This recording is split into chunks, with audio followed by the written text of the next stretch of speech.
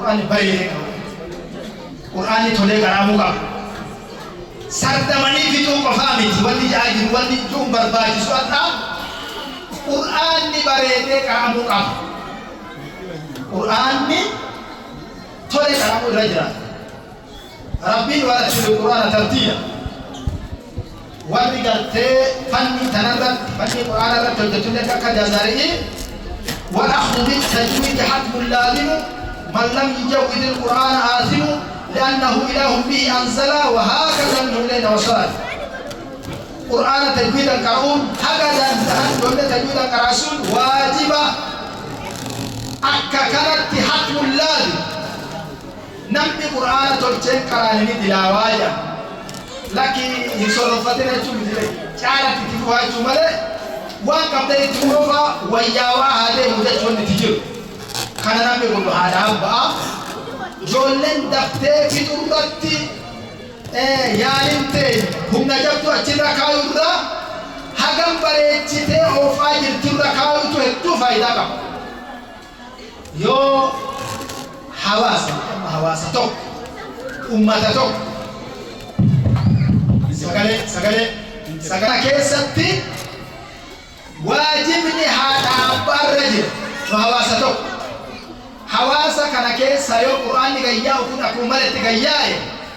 مقام هواسة كنا نتي في تو أمة ما كتب القرآن لا نبي القرآن كتبهم بيمر سلاك أمان في فكان ميت القرآن مي بيتين بريء كلام ورد بيجا وجولن تنيا ورد إنجيل ركون إسلام negara-negara yang luar baka garati jollen tenya sardama fitisi na yeneo jollen kalimatan doite baka usit qur'ana gakasi nuf gaini tarat tanamatu yetu oka gari barwan nama egatu tarab isani sigesi mal jannana oka gari bannu rasul alaihi salatu wassalam gaba makkah arra madina godanani egana arra makkah tidebani baiti tawafu argatan dagese madina قام قرر سنقطا بيجي مدينة الرسول عليه الصلاة والسلام قال سن بساقب وبا كسائر بساقب دي هلا إذا من أصابن هلا اللافن والكفار قريشي أكتبت يعني أن محمد أدونا غيري أصاب محمد الله تبر ور أسيدمي أسيبو رسلو تكيت تعرف إذا جرامر جرون جرو دماني أديتي targa sama kasu di mana ini? Targa wanita kan sangkam betul meras tu. Targa kalau kopi patani takkan tertarisan. Mata sufi jalur unte jani kerja.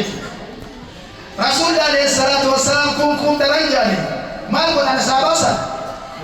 Akib bukan. Ak umman sudah kita kena karena nungkare. Kawan rukuni afur akan kau. Jadi kena kanan dia. Akkamtu mala sirana macira ku sassaku rajira sassaku yechun fiiginsa halani bide kaitu gara jecha sassakani rafiga ila sassa dafati ko dafati rafiga jecha isa kana rasul alaihi salatu wassalam akkam basina sahaba yarotina maddi wali kuffar makkah isa argan kana gesan lugal fura yani akka gaari piti gaajaniin